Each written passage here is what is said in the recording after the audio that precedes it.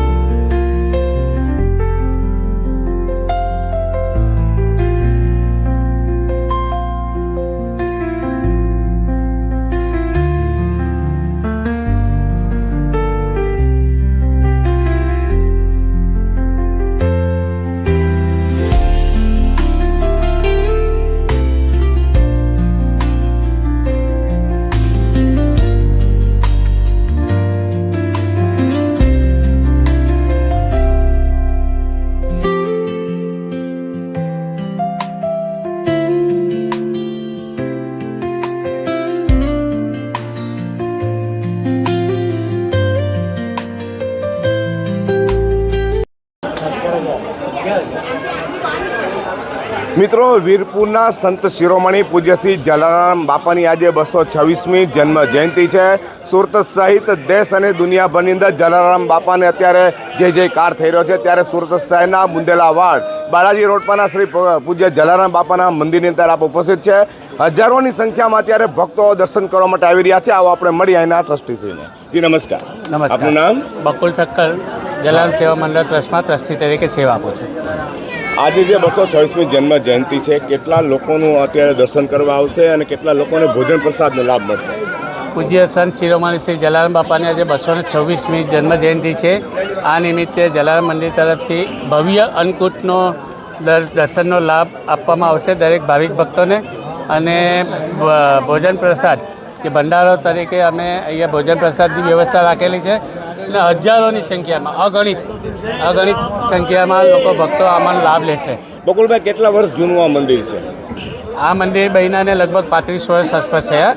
મૂળ જલારામ સેવા મંડળ બુંદેલાવાડમાં 80 વર્ષથી કાર્યરત મંદિર છે, જે અત્યારે રિનોવેશનમાં ચાલી રહ્યું છે। અમે જાણ્યું છે કે આવતા વર્ષે એમનું પણ બાપાની ઈચ્છા લગભગ આવતા વર્ષે શરૂઆત થઈ જાય એવી બધાની અમારી ભાવના। ભક્તજનો માટે શું સંદેશો છે?